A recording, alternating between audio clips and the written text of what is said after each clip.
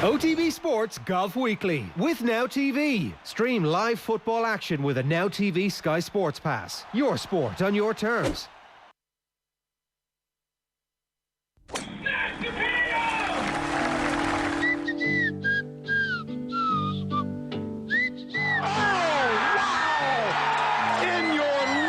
Have you seen anything like that?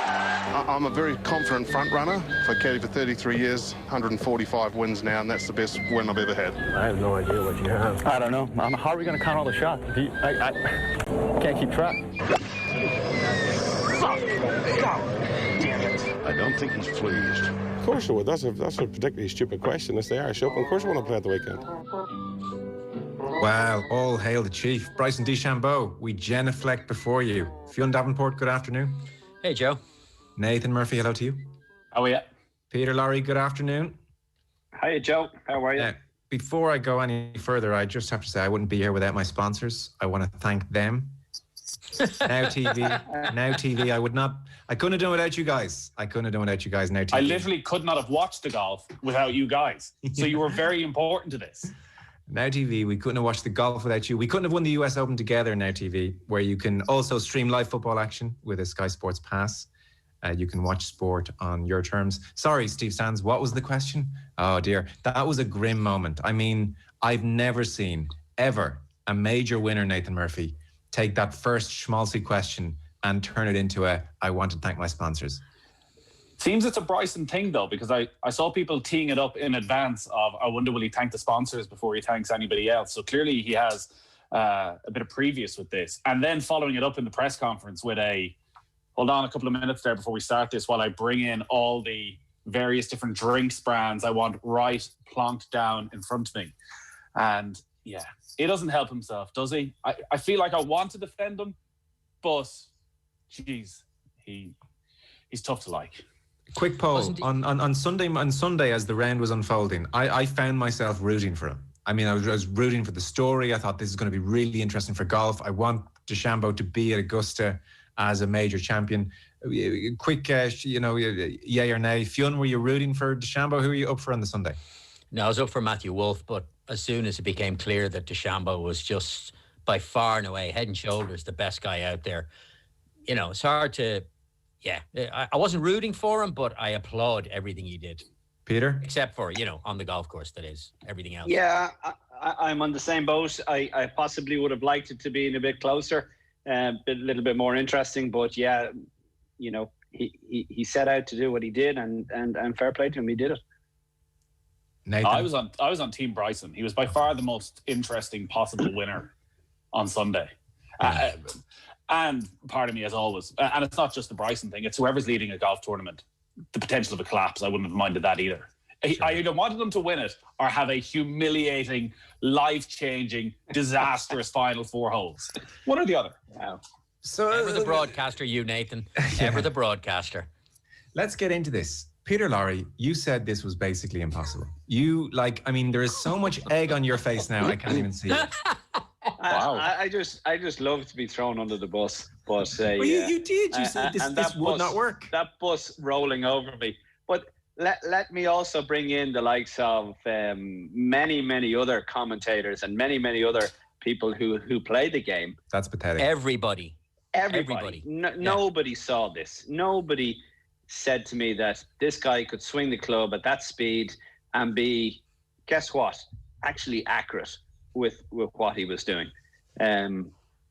Nobody saw how good an iron player he was, even out of his gouging of his out of the rough. And his short game has improved tremendously. His putting he's head and shoulders above the rest in putting, never mind the rest of it. And attitude on the golf course. He never ever got down on himself once. He literally said every bad shot that he hit was, geez, I hit that, or that was a really good shot. He had himself like a mind melt into everything was perfect. He was perfect. And if it didn't work out well, it wasn't his fault. Well, he was certainly putting very well, even post-lockdown and a little bit before that on the PGA Tour. So I wasn't shocked at that. But the irons were quite inconsistent in the build-up to this tournament at times. He had sorted all that out. And then it was his ability to hit out of the rough that seemed to shock people as well. You know, Rory McIlroy made that point. Like, McIlroy was talking and he was saying that, you know, he'd watched him on the PGA Tour and he thought, well, okay, I can see how this works in benign conditions. But he said when he gets to a proper golf course, and this is a proper golf course, he's going to have to rein it in. That's what seemed to shock everyone, Nathan, is the extent to which he didn't have to rein it in.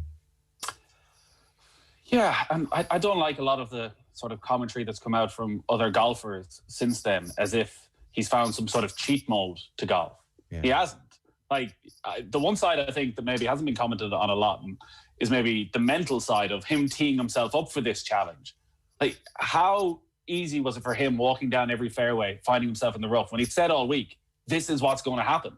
So he's under no pressure to hit fairways. So if you take the third of the field that are short hitters, you know the pressure that's on them. If they want to win this tournament, they've got to hit practically every fairway, which the way the course was set up was impossible. Even if you were driving well, you were struggling to land the ball on the fairway.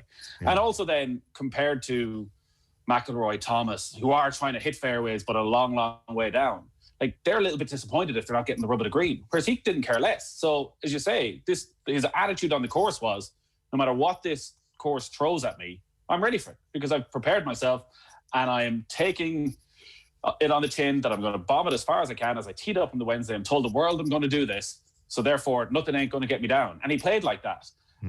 So I think there's some of what's been said is a bit of an overreaction. Like, he also played very good golf. Like, everything's focused on the distance. Yeah, his iron play, and I know yourself and Ronan touched on this last week, it means the iron play was negated, the advantage other players would have, because everybody found themselves in the rough so often. But also he put it brilliantly.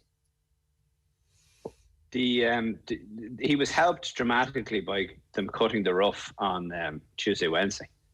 I think they topped the rough Tuesday and Wednesday, which is very surprising when they set up a golf course.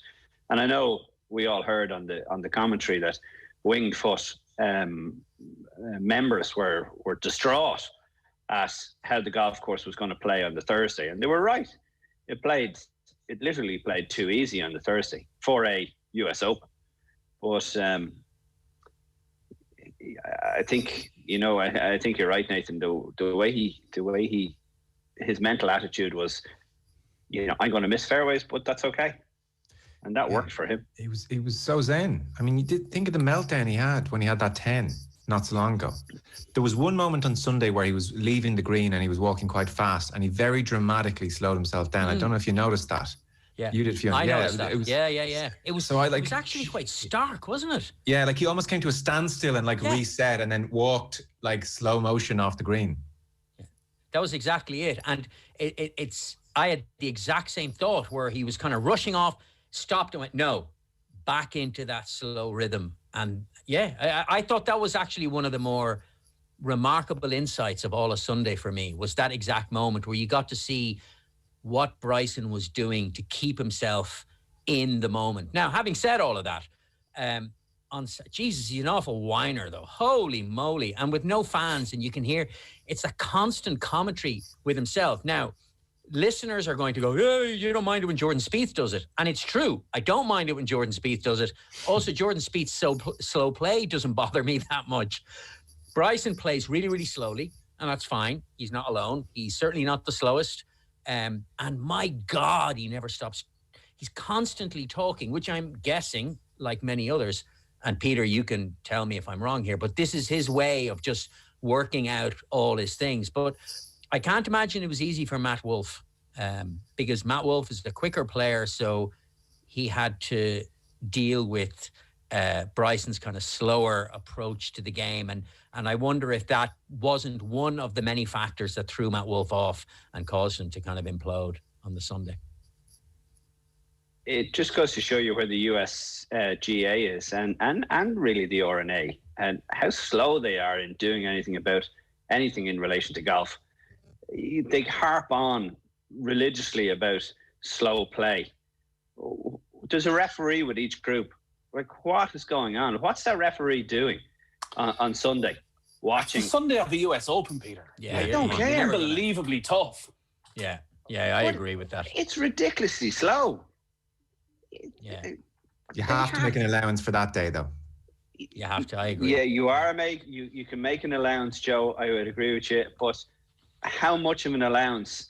If the standard time is 4 hours 20 minutes to play around in 2 balls, like how much of an allowance do you give? I think free reign, unfortunately, when they're the last group, absolute free reign. But don't get me wrong, the last hour of this thing was a snooze fest. Yeah, but like we had a conversation with Ronan Flood last week, right? And the last round with Tiger in, what was it, a WGC event, and they were put on the clock. Yeah. You know? And so they can do it then, and they can't do it at a US Open. That's fair. Is it worth kind of something that Paul McGinley said to you, Joe, when you were talking to him during the week on Off the Ball, is a reminder that is there another sport where the individual players have as much power as golf?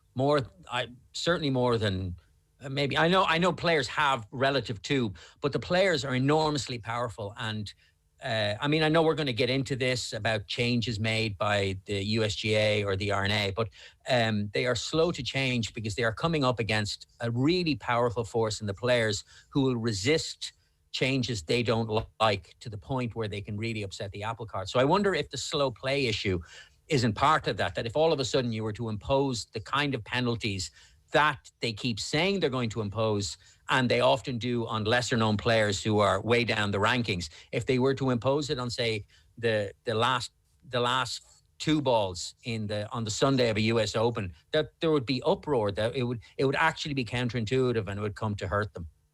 The USGA, that is. Oh, people would say the USGA had made a mess of everything again. Like, it's akin to a referee not wanting to send someone off in the cup final in the first minute. You're accused of ruining the game. And there'd be an asterisk after the event if a shot was taken off, a player and the other won. Just to I think people are pretty au fait with just how good he was. But I was saying to Paul McGinley the other night, the stat which jumped out at me, Johnny Miller's 63 at Oakmont is about the most famous round there is. Certainly in US Open history, it's always quoted.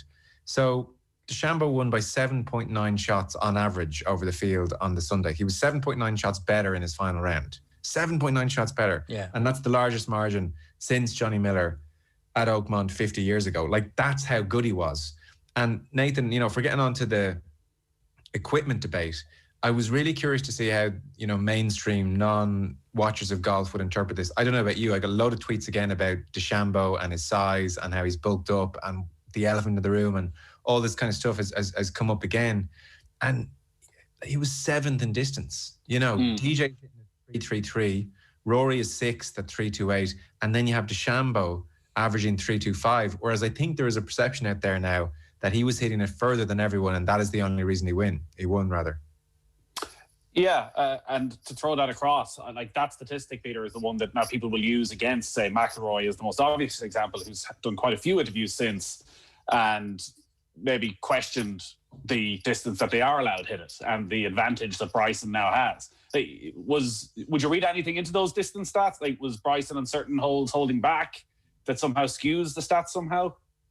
Yeah, well, what I would say about the stats is, and this is coming from the European Tour rather than the US Tour, so I don't know how they're correlated in the US, but on the European Tour, there's only 2 holes that they do stats on. They do 2 holes that are pretty equidistant from each other going up and down the golf course. So the wind direction is similar. But I could hit 3 wood off that hole and it would count as 280. But another guy would hit driver and it would count as 300. So therefore his stats on that week would be much better than mine, even though we didn't hit the same club off the tee. So... Well, I checked. They measured all the drives. They measure all the drives? Yeah, it wasn't just 2. Now, admittedly, so he might have hit 3 wood on a certain hole, but they measured them all each day. But I remember watching him and being surprised when he hit a driver and found the fairway. Quite often it was in the 320 to 330 range. It wasn't like he was hitting 360. No, and Matthew Wolff was outside him quite a few times, hitting kind of that low ball flight that ran quite a long way past Bryson's shots. I don't, again, how quickly do you want to get into the bigger, greater debate about what it all means for golf, where does feel we should stand back and go, like, again, on a pretty much the toughest golf course they're going to play this year or over the next couple of years, he didn't have a single round over par. Yeah. He did not make a mistake. And again, yes, there are questions about the bulking up and all of that. But here is somebody who made a decision, a risky enough decision that when he started doing this in terms of injuries and everything else, you know, he does his work with Mark Brody, does this work with all these statistics as to what the benefits may be. But he's got to go and do it. He's still got to go and do it. And all the effects and changes to his swing, to his putting stroke, like, that's not easy. Here's a player who works his ass off. He hasn't just put on 3 stone and overnight it's all just clicked into gear because he's entering the World Long Drive Championship. He's clearly working harder than 99% of players out there to get this done. So he deserves credit for that as well. This hasn't come easy. And like, it's good. It can work in pretty much any course is the one thing we've now seen. Like, people are talking about Augusta. Yeah. Like, if this is the toughest course, it's going to work there. And all right, maybe in somewhere like Harbour Town, you may struggle at times where you do need to dial it back.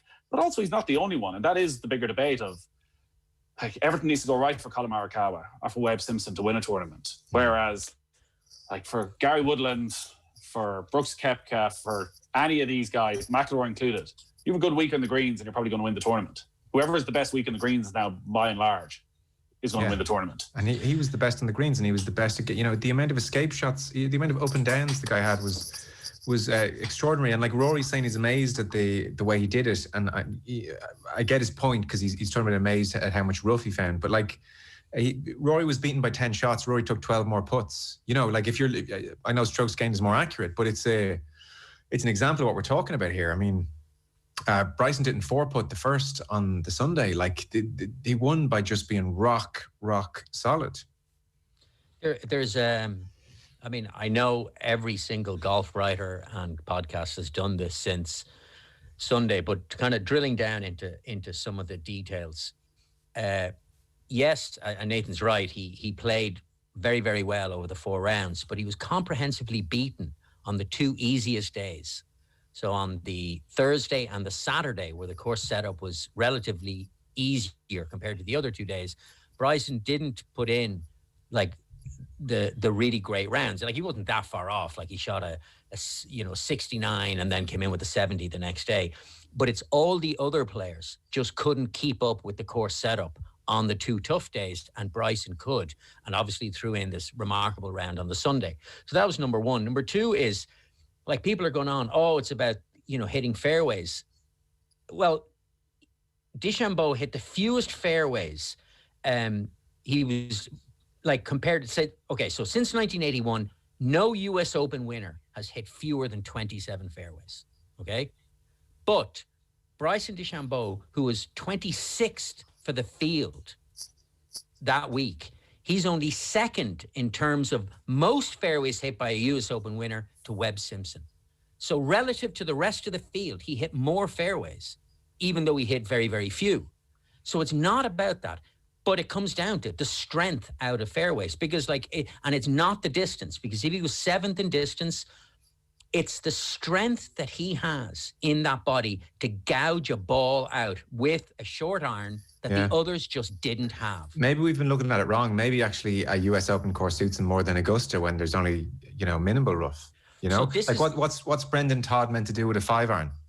Exactly. And so the fact is that all of a sudden, when faced with the difficult challenge of hitting a ball out of whatever it is, 5-inch rough, most of the other players, and sadly enough, it includes your McIlroys, it includes your Justin Thomases, it includes all the other guys, they don't have the muscle that DeChambeau has. He is getting the ball out. And on those 2 days when the course is set up easier, DeChambeau doesn't have that advantage. So other players are coming in and in most cases are actually shooting good enough scores or better. Like, is it that? Maybe it is. Like, and I understand he's put on 3 stone of bulk and not all of it is muscle. But like, Rory has not made a secret of getting up very early in the morning to change his gym routine and become an extremely fit, agile athlete. Like, yeah, but Rory is 5 foot. Rory's 5'8". But DeChambeau is 6'1". I know, but his swing speed is still unbelievable. Like, I think Rory can get out of rough as well all day long. That's the other thing I was wondering. Like, so we spoke about it last week. All the caddies are throwing the ball down. It didn't feel like players were struggling to get it out of the rough. Like, there wasn't too many. Like, there's no short videos of McIlroy or Justin Thomas where, you know, they hit it 2 yards and they're throwing their hands in the air and all that sort of stuff. Like, there wasn't that. So was the power the key? I mean, well, Peter said it earlier on. I mean, power has to be the key. It's not the only key, but it has to be the main differential. I mean, you could say, DeChambeau, was he lucky? Did he land a great lie every time he went into the rough? I mean, that's a lot of rough you're hitting to get really good lies. And sure, he did get lies, but did he get better lies than everybody else? No, that's fair. I guess by his logic, he's able to get a wedge or a 9-iron to the ball, and poor old Brendan Todd, who is trying to lay up or get as far as he can down there, can't find the fairway every time. So, I mean, 4, 5, 6-iron out of that rough compared to a wedge is a different ball game. So, you know, that was DeChambeau's logic on Wednesday. Like, if I bomb it down there, it doesn't really matter if I'm in the rough. I can get to the front of the green, and you could run it up to those greens. But my argument is not about poor Brendan Todd. I'm not poor Brendan Todd, but Brendan Todd or the shorter hitters, the Webb Simpsons. My argument is really positing, what does Bryson DeChambeau have at the moment that Rahm doesn't have, DJ doesn't have, Justin Thomas doesn't have, Rory McIlroy doesn't have. All guys who can go toe-to-toe with Bryson DeChambeau on straight length. Like, there might be, 10 yards in the difference, but not much. But like he was also just red hot this week. I think the answer this week, if you look at his strokes gained, where he's ahead of the field in every single category, and considerably so, I think he just had a red hot week, and he had a brilliant strategy. Like, DJ's putting his 2-iron in the bag, and he's afraid to draw the ball, and he makes a mess of the whole thing and just blows up and it's goodbye. I just think DeChambeau had a red hot week across the field. I mean, if you were to say to me now, is he going to win 5 majors? I would say probably not. Well, so before moving on, I just wanted to emphasize that you are absolutely correct. When you watch, say, Reed's collapse or what happened to Matt Wolff. Now, in fairness to Matt Wolff, he's 21. He's playing in the last group on a Sunday, and the pressure is just enormous, and he'll be fine in time. But you're right. DeChambeau played brilliantly. He missed on the right side. His up and downs were phenomenal. His putting was exceptional. His overall read of the game, everything he did was brilliant. So you can put it down to he had a really hot week. He started on Thursday full of confidence, and that confidence brought him right through to the closing hole on Sunday. But there's more. There has to be more. It can't just be that it was just his week to shine. He overpowered a course that destroyed every other player. And there have to be reasons for that are not necessarily just to do with, like, he's on a good streak. And I'd be curious what Peter has to. Fionn, to be honest with you, can I come in there? I firmly believe, and looking at them, and okay, we're only looking from the outside in, okay, but his whole attitude is 1,000,000% golf. Everything around his game, he is doing 110%. Padraig Harrington did it at the start of his career. He won 3 majors. Everything was golf. He slept, he drank, he did everything golf. There was nothing else.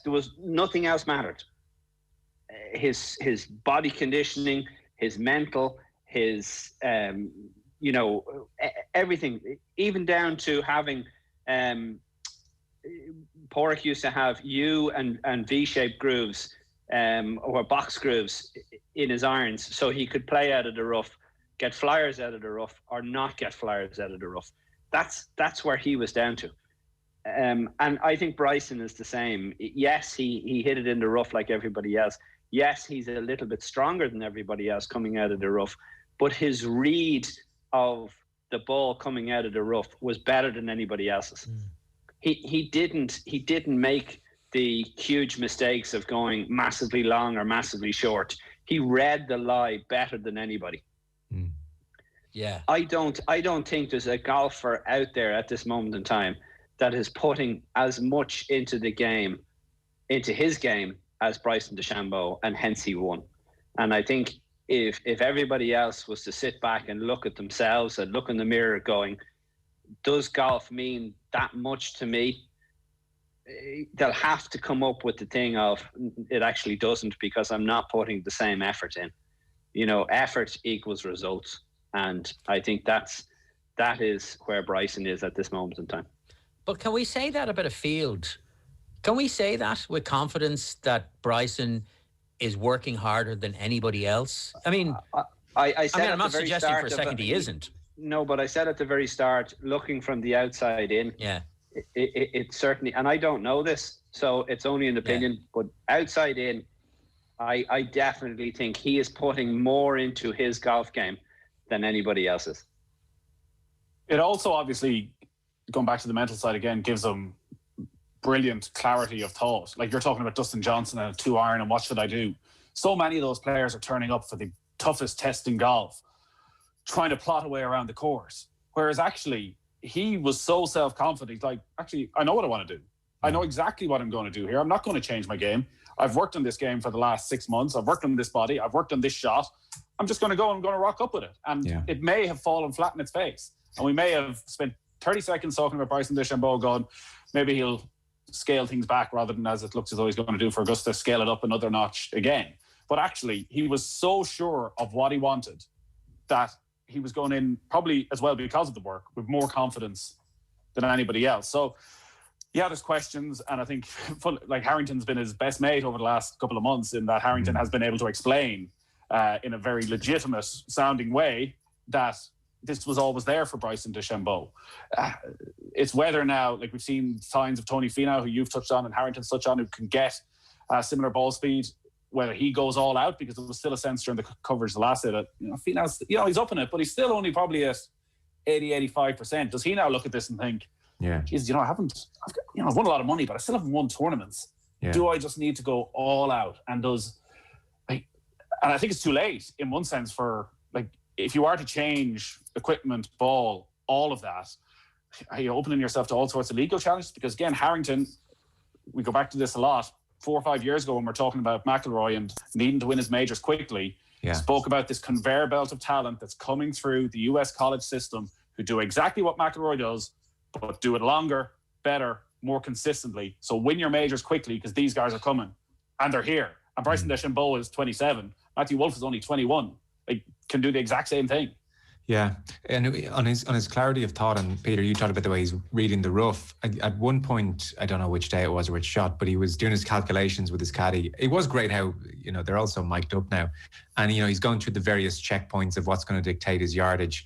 And then he was like, and looking at this rough, this is a 10% rough, as in 10% yardage. And I was like, and I'm kind of thinking, maybe he's deluding himself that, you trick yourself into believing all this, and how can you tell the percentage of the rough? But there was a clarity about his play, a calmness. So a quick kind of wrap-up point, because I do want to hit McIlroy before Nathan has to go. He's got to shoot early today. How do you bring a Brendan Todd? I'm using him because he hit all the fairways, basically, and he's shorter. Is it fair, Peter, so you're a golfer, Nicklaus hit the ball a long way, Woods bombed it a long way, and you have to remember, bar DeChambeau, nobody was under par. Like, Winged Foot, 16 years on or 14 years on, stood up okay, you'd have to say, and they made it piss easy on the first day. So actually, they could have had close to a Jeff Ogilvy, kind of territory if they wanted. So I thought you separate, DeChambeau for a moment. Winged Foot stood up okay in the debate about length. Like, that's a decent innings, 14 years on. To bring a Brendan Todd into it. So again, Woods hit it long, Nicklaus hit it long. You still want to reward length.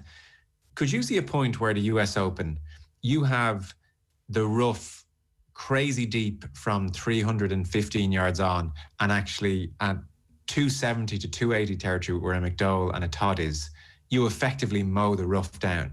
Is that fair? Is that a good idea? Not fair and not a good idea. Grant, I was wondering that. Yeah, no. Look, all sports move on. And athletes get better and better and better at doing what they do.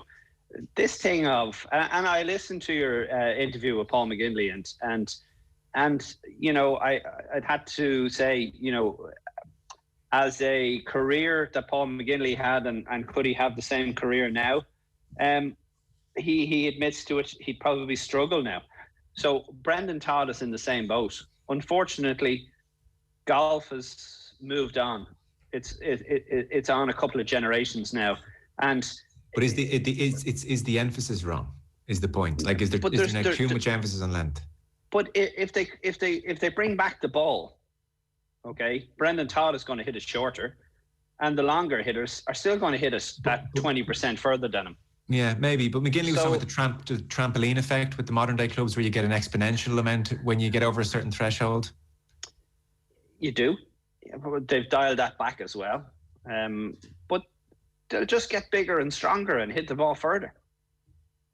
Okay. You know, there's no avoiding it. There's no avoiding it. Golf as we know it has changed, and we need to get on with it. Now, do we need to change the golf courses and go, you know, you take out the driver out of the bag and then move on from there? But they're not going to do that. Mm-hmm. Where the money is. But that's what we have to do. We can't keep on having golf courses at 8,000 yards long. It won't work. And golf then becomes very boring because it takes too long. I've got to go, lads, and I'll leave you to continue this. Just one point before I do go, because the Irish Open's happening this week. And you mentioned there that Peter Lawrie is a golfer. And while it's brilliant to have you here every Thursday, Peter, I do wonder why you're sitting here chatting to us while 49-year-old Damien McGrain is just rocking along, tied for 12th. I thought you were tired together. Yet somehow he's back playing on the European Tour, competing in contention at an Irish Open.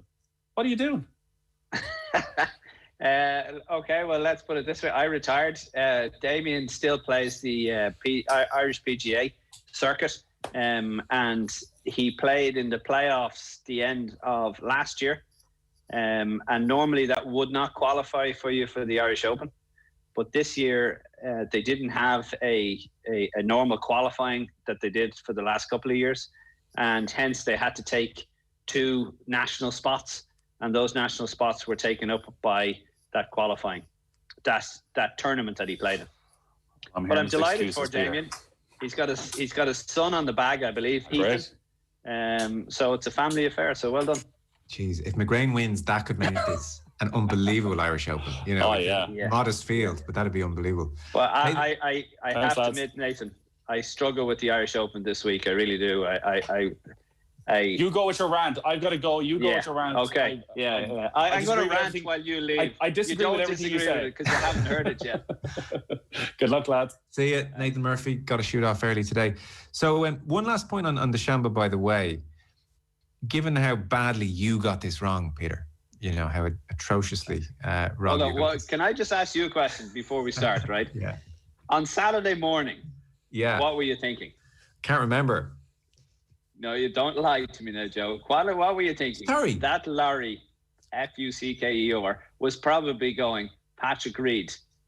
Sorry, incorrect. And I can prove this. I bumped into no less a man than Malachy Clerkin in St. Anne's Park, and we both said De Chambeau. Wow. And not only that, we were like, he's going to run away with it. So there's proof there. Did you run down to the bookies that's close to St. Anne's Park and put your tenner on Bryson? No? I didn't even check the odds. I didn't look. But we both were of a mind that Bryson is going to run away with this thing. So given how badly wrong you got this, I'm obviously, kidding. Yeah. But and you're right to say most people thought this is not sustainable length. This, when he gets onto a proper test, proper major course, this isn't going to work for him. Do you now have to reevaluate everything, including squally showers at a British Open? Like, all bets are off now. He's proven he can do this. Or do you still think this is a bit of, lightning in a bottle?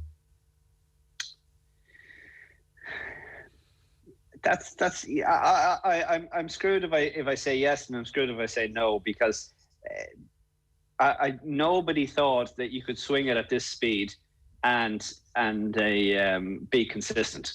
Now, he's not that consistent, but his ability, as we spoke about, getting it out of the rough and getting it, out of the positions that he was in with the driver, has improved tremendously. Has he scaled it back a little bit from when he started out? I think fractionally he has. Yeah, maybe. To get that little bit more consistency. I really don't think swinging the club at 200 miles an hour will get you the consistent. It'll certainly get you distance, but you will hit it on your off day, absolutely off the planet. But fortunately enough for Bryson, he has kept it on the planet and has kept that club face square. And is planning to put on another 10 pounds of bulk by Augusta and play with a 48-inch driver. Yeah. And have a guess. I have to hold up my hand. Who has a new long driver? I got John Dignam to build me one the other day to give it a try. Did you? So, yeah. So I wonder how many people will be coming in now with going longer drivers and giving it a go. I think Justin Rose was using one at the Payne Valley thing with Woods and JT and Rory, because him and Tiger were in a conversation and Tiger was asking him about it and how it changes his swing and do you do this and do you do that with it. So I think Rose has gone for a longer driver. Nathan Murphy, are you back in the game here? I'm back in the game. I had promised my children last week they had a big swimming thing on that I would definitely go to it. And as I walked out and said, come on, let's go, my wife pointed out that the swimming pools are closed. This thing called COVID-19, Nathan. Yeah, it's a global pandemic affecting the whole world. And communication as well. Fionn, can I just add one thing about length? Yes, go on, yeah. Okay, so this, and Brendan Todd, I realise, is this week's example of the shorter hitter, and because he hit all the fairways. But here's the thing. The march of human progress is such that, like, runners go faster, golfers go longer. That's just the way it goes. Like, I'm sorry, Brendan, but like, if you can't hit the ball a long, long way, you're never really going to compete at the very top level. You don't have to be tall. Rory McIlroy proves that. But let's look at tennis, right? Like, John McEnroe, he was 5'11". In the top 10 in tennis, there's only two players, Kei Nishikori and David Goffin, who are under 6 feet tall.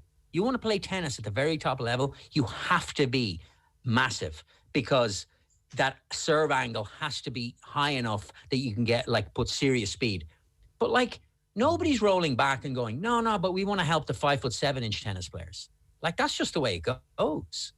You were having that debate last night, Joe, as well, on around cycling, which maybe isn't the best thing to be bringing up around the Tour de France, as to what is an acceptable level of improvement from 20, 25 years ago, from Greg LeMond, from Miguel Indurain. Like, what is, because you would expect that cyclists, like every other sport, should be getting stronger. I guess the question that McGinley, listening to him the other night, so on one hand you go, well, the Paul McGinley, if he was coming through now, wouldn't be playing the game the way he learned the game, because there'd be no point, because you would be fully aware that, as you say, I need to be able to hit the ball long. So are we going to lose that type of player, or actually are they all just going to become one of the same? And you're probably seeing it, Peter, I don't know, at the range of 16, 17-year-old kids coming in. Like, maybe the range is more popular than ever because they're not spending any time on the short game. All they want to do is spend as much time on the range and bomb it as far as possible, regardless of what height they are, what weight they are. And like, you do well to dissuade them from going down that route. Every young lad that comes into the range with the top tracer technology that we have wants to now not go downstairs to hit balls. They want to go upstairs. They want to go and every shot to be tracked. And they have no interest in nearest the flag or playing golf courses. They just want to go out there and bomb it and see how far each one of them can hit it further than the other. And that's what they see on TV, and that's what it's about. And it all happens in different sizes. Like, if you look back even further back than Paul McGinley is, Ian Woosnam. Ian Woosnam came out and he was able to fly it over the bunker on the left-hand side of Augusta on the 18th when nobody could get, Sandy Lai was hitting it into it. And he won the Masters that way. He was exceptionally long for his size, but he wouldn't be able to play out of the rough as well as these guys would be, because his angle of attack is too shallow. Yeah. They might just have to think up of a new defense. I don't know. I mean, I guess the issue, like with tennis, is there a shot in tennis which is now almost extinct? Like, you still see finesse and you still see baseline rallies and you still see serve and volley and you still see a drop shot or a lob. Like, pretty soon we're not going to see 5-irons. No. Yeah. Well, it's what you put the video up on Twitter about a month, 6 weeks ago, and we're making the point that, like, is there a better sight in golf than McIlroy with a wood in his hand, 220 yards? Like, that shot is going. Yeah, because they were hitting at Winged Foot, they were hitting, I think, 8-irons into the par 5 as their second. Yeah.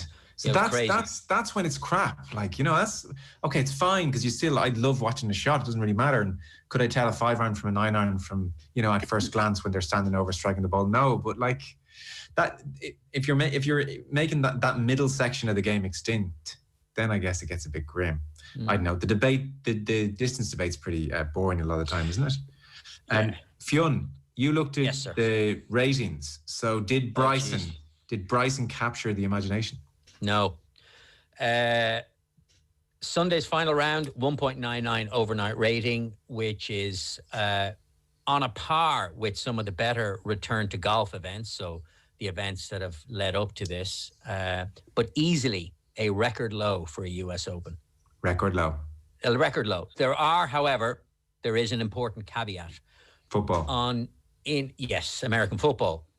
In a normal year, the US Open isn't up against, the Dallas Cowboys against the Atlanta Falcons. This year, because of the timing, it was. And it suffered horrendously as a result. But, there's no getting away from it that once you put the big sports up against, golf is irrelevant. Fair enough. I think Bryson probably suffered a bit because of that as well, and the dullness of the back nine and how straightforward. As we've spoken about a lot, golf has been brilliant since the return because there's been so much drama. There've been so many wonderful finishes.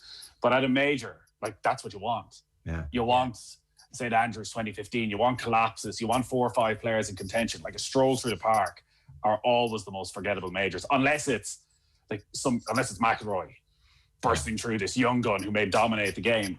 Bryson, there's too much time for everybody to start questioning him over the final sort of 90 minutes. I know. It's pretty What do you think of the galleries not being there, even at a major? I miss it at majors. Yeah? They said one of the things, I can't remember, was it Nick Doherty and Andrew Coulthard, who, for my money, are the best pundit pairing. I love them. Absolutely adored them. I thought they were brilliant.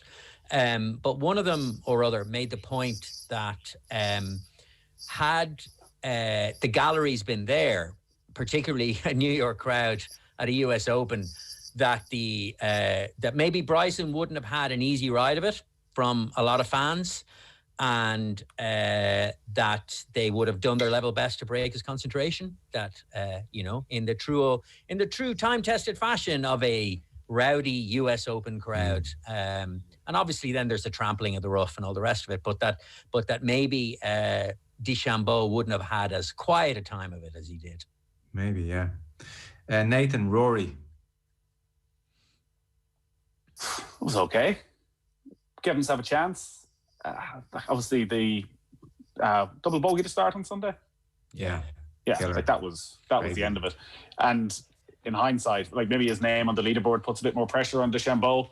Like, nobody was going to go particularly low. Like, he needed to get that to 2 under probably to give himself any sort of a chance and ask a few questions.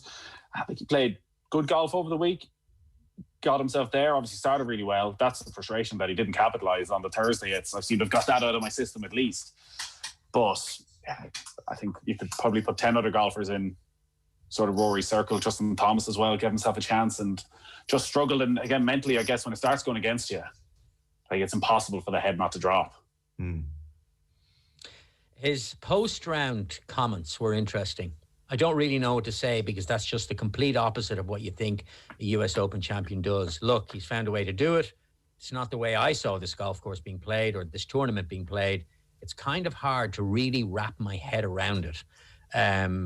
Look, whether that's good or bad, it's just the way it is. I'm not saying it's right or wrong. Well, if he thought he was right, he would say so. So he does think it's kind of wrong. But like, it suggests that the way he approached the course, that he recognized very quickly based on watching what happened, that he got it completely wrong. Despite the fact, as Nathan said, he played quite well. He didn't play any worse than anybody else except for Bryson DeChambeau and maybe Matt Wolff. But yeah, I mean, it was the perfectly creditable performance. It just wasn't Rory McIlroy, the scariest golfer in the world that everybody's afraid of, because, you know, that's just, it doesn't seem to be the case and hasn't been maybe for a while.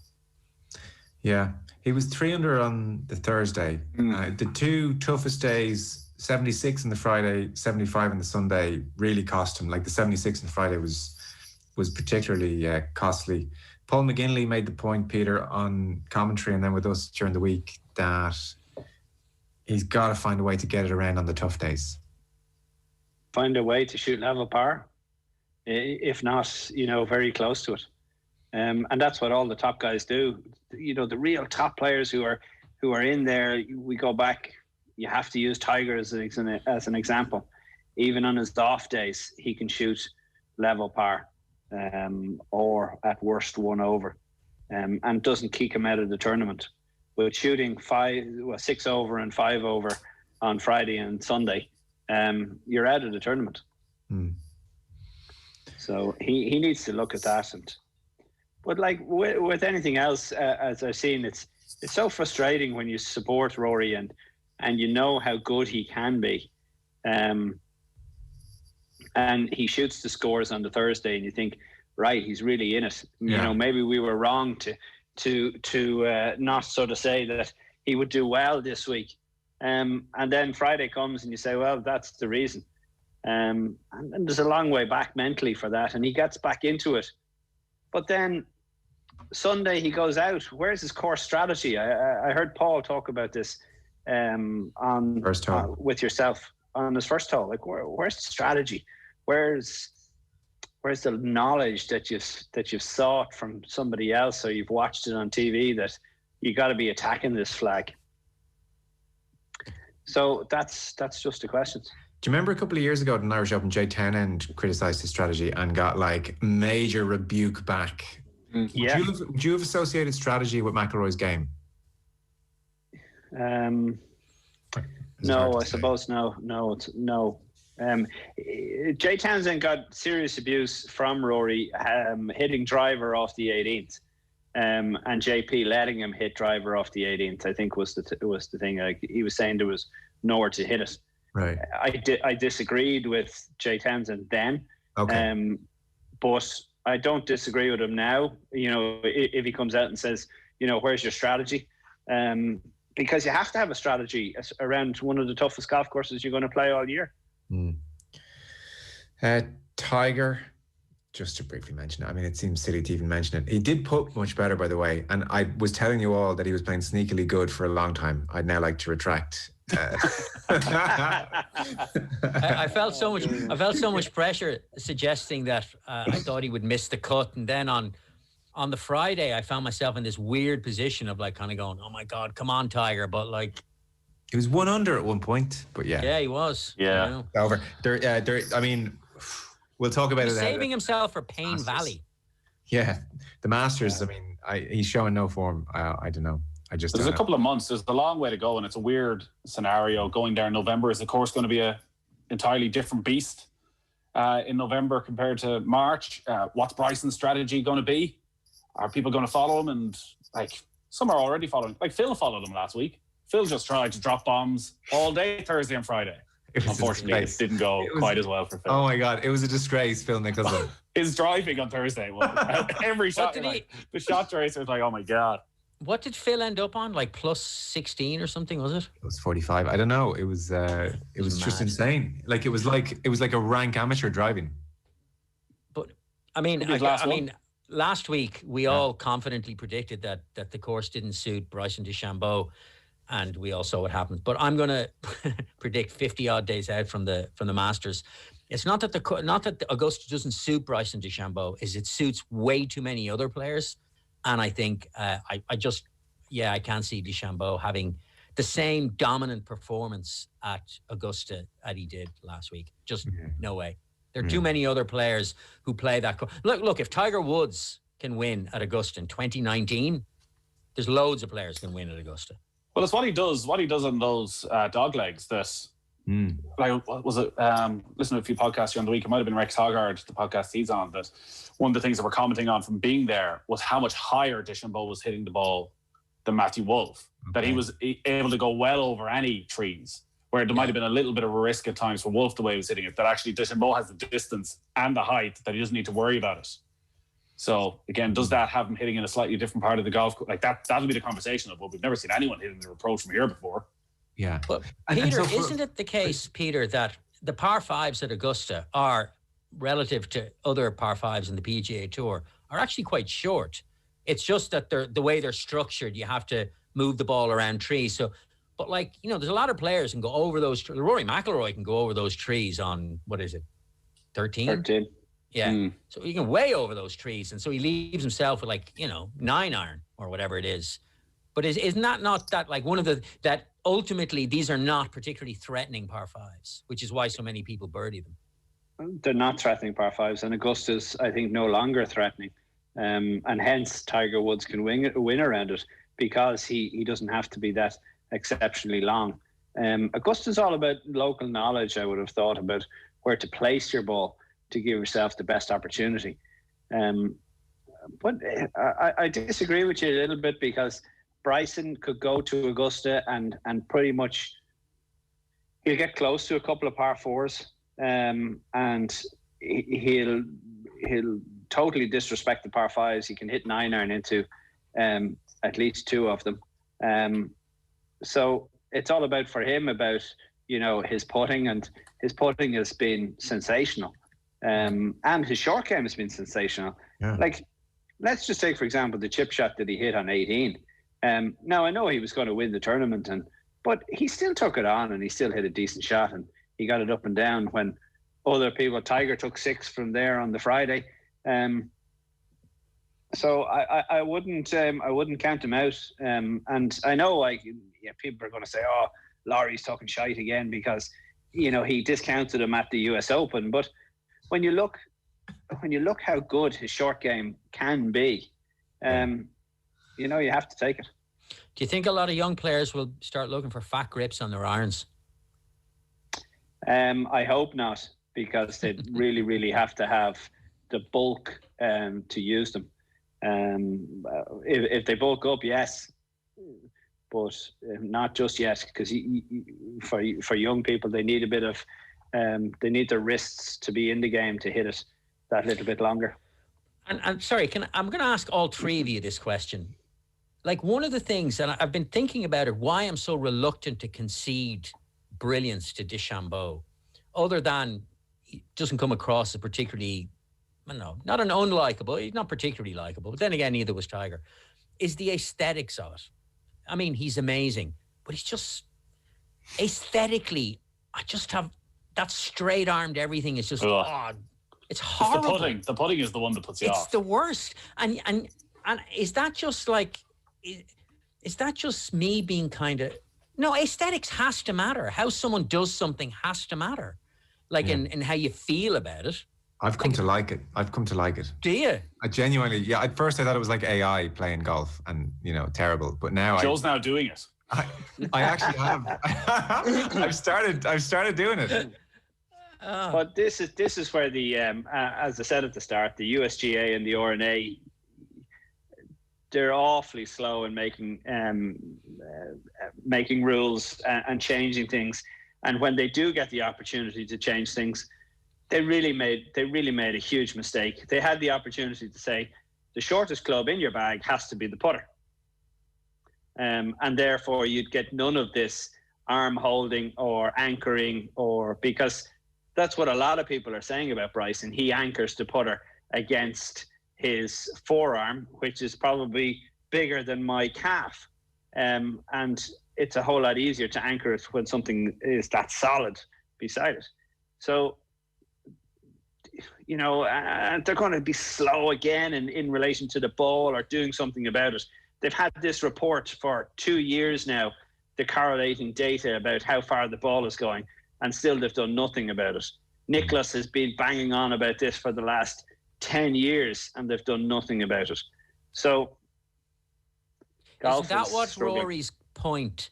Because just to go back to that quote that I read out earlier on, Rory said, look again, whether that's good or bad, that's just the way it is. With the way he approaches it, with the arm lock putting, with everything, it's just where the game's at right now. And isn't that just code for where the game is at, because the governing bodies are moving at glacial pace to do anything? And the frustration that maybe people like Rory McIlroy and many others besides might feel, about addressing issues like that, like arm lock putting, or having the putter kind of anchored up against basically your bicep.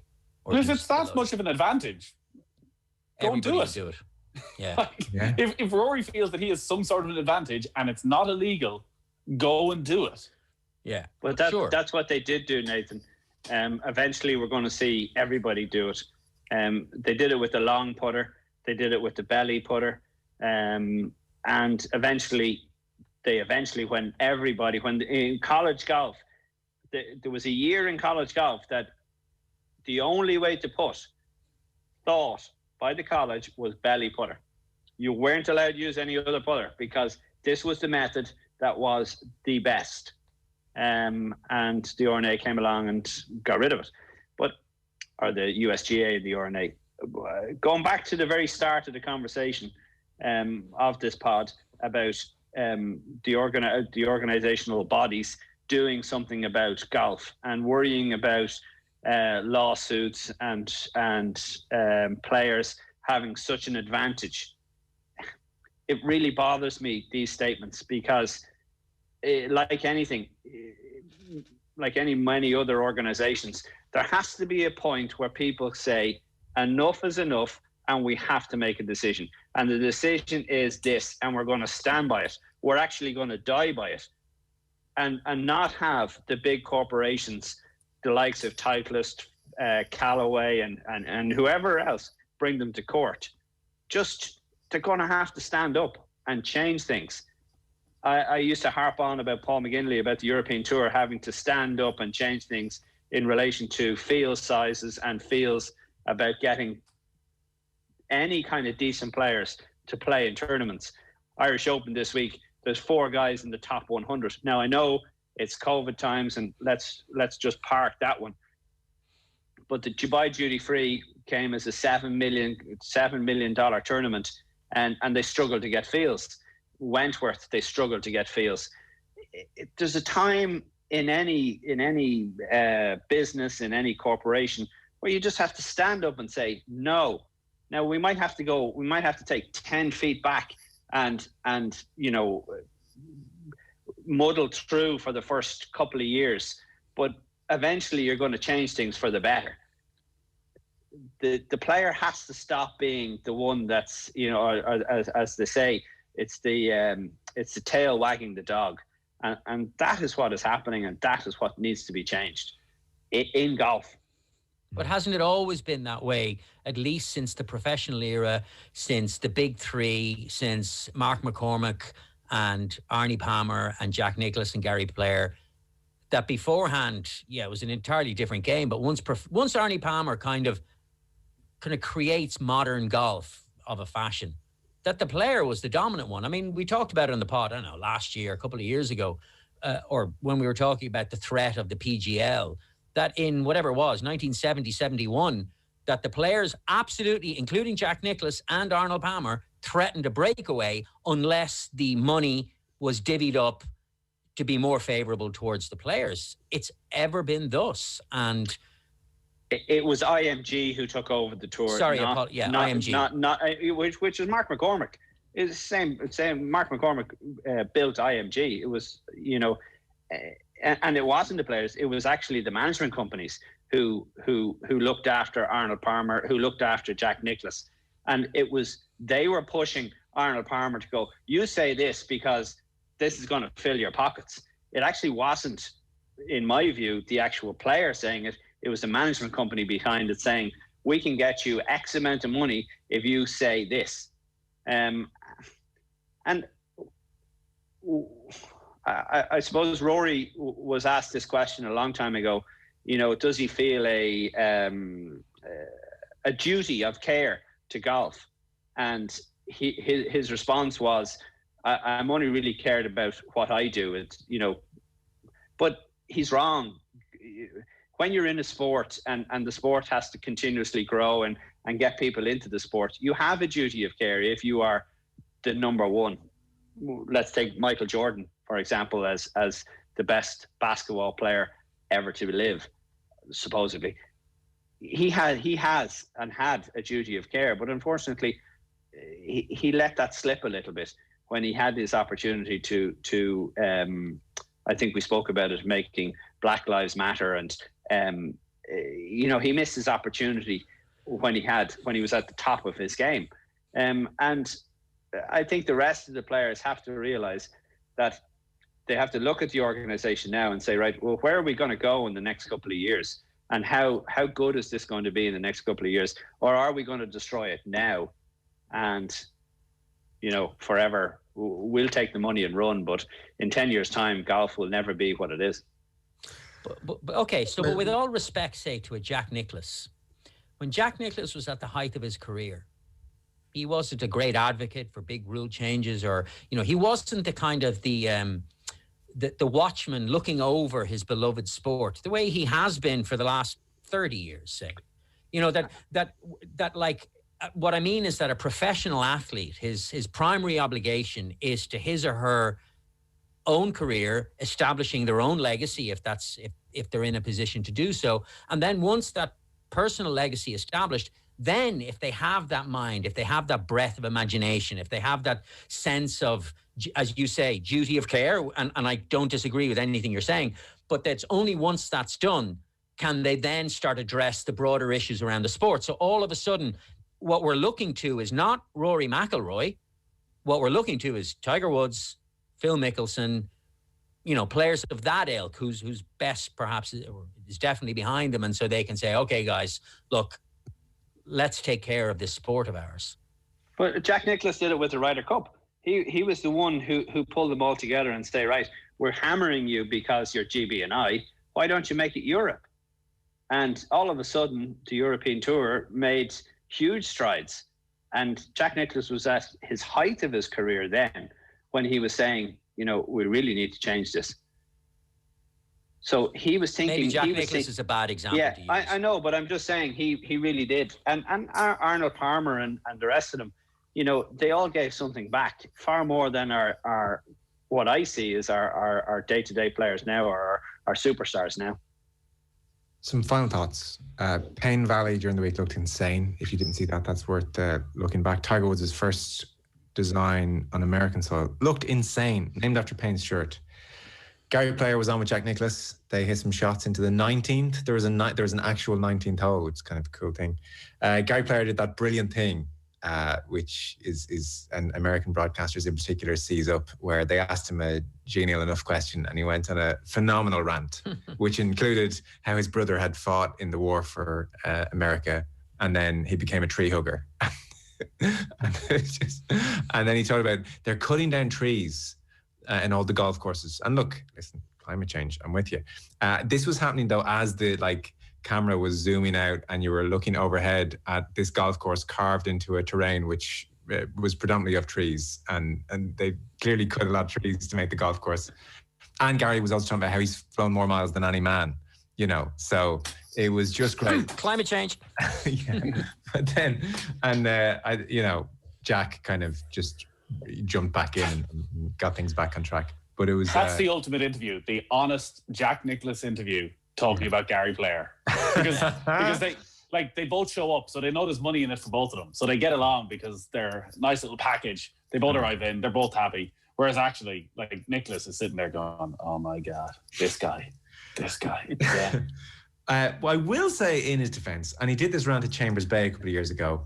I remember me and Fionn did a little golfing trip to Morocco a couple of years back, and beautiful place and everything. But you're looking at this arid landscape and then these golf courses, and we're not climate friendly to say the least. There is a legitimate point in there. It's just Gary picked his moment to, poor old Paul Azinger was on COCOM and he was like, what? You know, I can handle Rory. I can handle Rory saying he likes dominoes, but I got nothing to say. You know, I don't know this. And then very finally, Irish Open, Dubai Duty Free Irish Open. We should give them their mention because they're keeping the show on the road at Galgorm Castle. It's underway. You know, Lowry's there. James Sugru thinks had a decent first round. Yeah. Lowry's struggling. Harrington's there wearing some shades. They're not quite Phil Mickelson aviators, but he's got the shades on. Galgorm, by all accounts, I think Ryan Fox won here in the Challenge Tour with a 19 under, so it's definitely quite gettable. I don't know. What do you say? They've done very well to get the thing on. It's obviously a modest field. You're not going to have a John Ram coming back for obvious reasons, but it's something, that's for sure. It's good to see James Sugru. He's 2 off the lead. Just before Peter comes in, I'll just go with some positivity around this week. You know, James Sugru didn't even have an invite. And fair play to Lee Westwood. Fair play to Lee Westwood. Lee Westwood played alongside Sugru and Bubba Watson on Thursday and Friday. Yeah. And obviously after his round, somebody must have said to Westwood, "Oh, how'd you get on with, you know, the amateur?" And was like, yeah, good guy.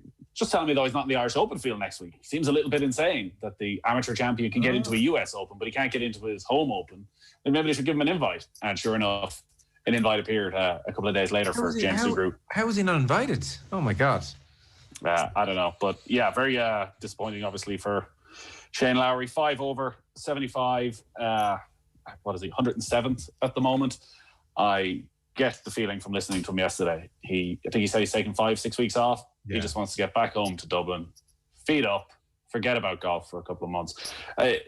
And the last thing I'll say, we'll probably come back to this, and we might hopefully speak to Larry over the next few weeks. It'll be very interesting to see what he does next year, because he'd set himself up so brilliantly, winning the Open, that he could do this sort of worldwide tour, and he could base himself back in Dublin and pick and choose his events at the PGA Tour. Circumstances mean he ends up spending the last 8 months in America. You could tell he wasn't happy for the last 5-6 weeks, particularly since the family went home. But all the money is in America now for 2021. Yeah. So do you have to go and base yourself there again if you want to progress, even though it really doesn't seem to suit him spending that much time away from home, which is really unfortunate for him. Yeah. Peter, any Irish Open thoughts you want to share with us? I spoke to you about this before we came on, and look, this is my feeling, right? This is my opinion, and don't get me wrong, I have retired. 2016, I finished up, so I'm not bitter about not playing in the Irish Open one bit. I'm not a great lover of the Irish Open being played in Northern Ireland, and it's got nothing to do with North and South borders, or nothing to do with Chucky Arlaw or anything like that. A lot of the listeners mightn't realise this, but each player that plays in the Irish Open, when it is in the Republic of Ireland, does not pay withholding tax. So they get their prize money and away they go. In Northern Ireland, the prize money is subject to withholding tax, and that withholding tax goes to the English, the Queen. Exchequer. Let's put it that way, the Exchequer. So is it really an Irish Open then when your some of your winnings, or whatever your 20% of your winnings, goes to a different government and not the Irish government? And that's did you say though that if it's played in the Republic, they don't pay withholding tax? No, there's no withholding tax in Ireland.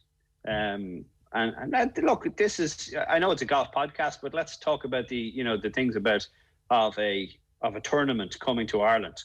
It also doesn't count as days in the country. So if anybody is, let's say, a non-resident in Ireland, playing in the Irish Open is a great thing, because you're playing your home nation, your home Open, but you're actually not in Ireland playing it as for tax reasons. So I have a big problem. Usually while my heart bleeds. No, I have a problem with the Irish Open, and I know the GUI is it's north and south, but let's have a Northern Ireland Open, and then let's have an Irish Open if that's what it's going to be. But that's just my opinion. It's out there now. I think I've the last couple of years I've kind of hinted at it, but now I've said it. Let me ask you this though, and it's a perfectly valid point of view. What's the difference, though? If it's played in the Republic and because it's a sporting event, they're not charging withholding tax, or you're not paying withholding tax. So it's not as if the Irish Exchequer is losing money because it's played in Northern Ireland. Is it just the fact that, like, here you have the Irish Open, but whatever tax is due is being paid to the Exchequer of the United Kingdom? That's the issue you have, rather than that the Irish Exchequer is losing on some revenue. Pretty much so, yeah. As an Irish person, you pay your taxes and you play in your home tournament, and you still pay your taxes because you pay your tax at the end of the year. As an English player coming over or European coming over, they'd much prefer to be played in the Republic because their withholding tax is not taken off them. Okay, right. I see what you mean. Is that not just a kind of another part of our hands across the border relationship? It's a complicated situation, Peter. Oh, look, yeah, it is a complicated situation. I totally agree with you. And probably the Irish Open wouldn't have survived without some funding from the Northern Ireland Tourist Board. Yeah, and I take your point saying let's just have a Northern Irish Open and an Irish Open. I think it's great we have an Irish Open. You know, the 32 county thing in golf is a lovely thing, and for Portrush and Portstewart and all these courses, it doesn't bother me that much if they're paying a few quid to whichever Exchequer. Both Exchequers are going to waste it on something stupid anyway. I think, Peter, you're living in a... Exactly, yeah. But I think... Like, an ideal world, yes, we'd have I'm sure the European Tour would love to have 2 full-on tournaments in the island of Ireland. But... like, they're doing well to get 1 on. And part of the reason for that is that the funding is split between Fáilte Ireland and the Northern Ireland Tourist Board. So they can only make that commitment every second year rather than every year, which means they can have, all going well next year, a Rolex Series event. So it suits absolutely everybody, aside maybe from the 156 players or even half that who may have to pay some tax on their winnings, to have it every second year. And you get to see the best of Royal County Down, Portstewart. Like, people who are coming from America, they're not looking at this border when they're playing golf. They'll play Portmarnock, they'll play Royal County Down, they'll play Ballyliffin, they'll play whatever. So why not celebrate? This podcast is going to golfers, and this podcast is not about supporting the Irish Fáilte Ireland or the Northern Ireland Tourist Board. In my opinion, it's about golf and watching golf and telling people what we think. So 100% here. I'm all for you having your opinion, and you've lived it. So actually, it's interesting that this is the sort of conversation that golfers clearly have. Yeah. I had no idea. I wasn't aware of it.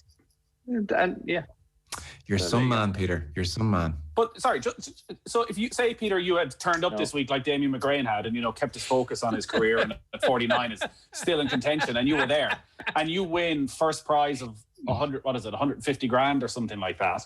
So you were to win that 150 grand. Are you saying you pay tax? So you lose? You pay 70 grand immediately to the Queen, and then you pay another. And you have to pay it again back in Ireland. No, because there's a double taxation agreement. But they take their money. They take your money initially. So what's the problem? So you'd lose 20% off the top. So whatever it is, 20% of 150 is, I don't know, 28 or whatever it is. Yeah.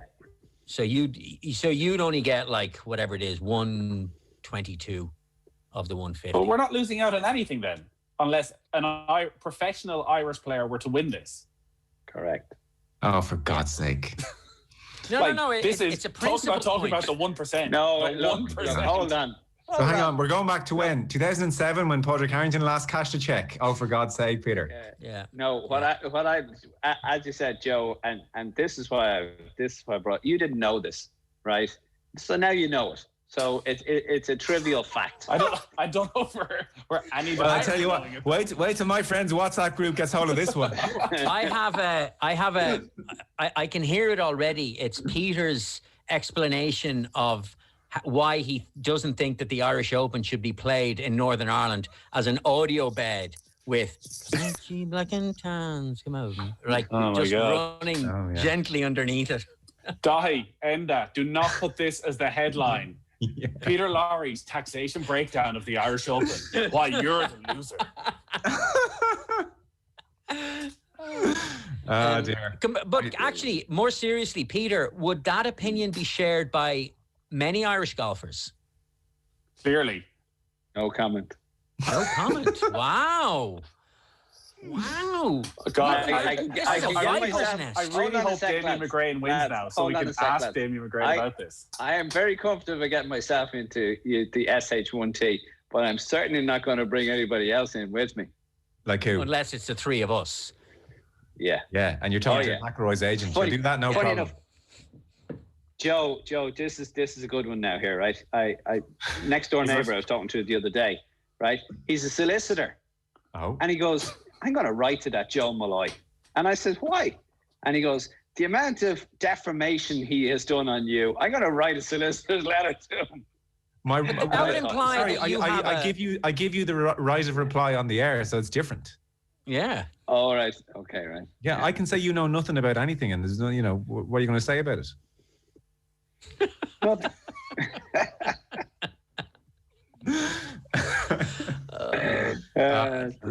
You know that all the news talk presenters, do all the news talk presenters still have to do a defamation course, don't they? Yes. Yeah. Yes. I think it's part of BAI, Broadcasting Authority of Ireland regulation that we do. Yeah. Yeah. Because I did one years ago. It's an enlightening thing what you can. 100% we should send Peter on one. Oh. Absolutely. Yeah.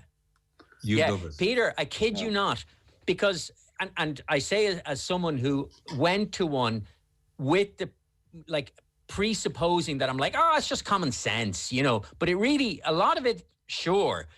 But it's interesting when you get down into the minutiae of it, and particularly in a jurisdiction like ours, which is incredibly litigious and absolutely where the court, where courts generally favor the litigant rather than the defender, someone who's defending. It's a very, very interesting thing. And then it explains maybe. Don't give an example. I'm not giving an example. Did we get any letters from Patrick Reed last week? I don't think he heard.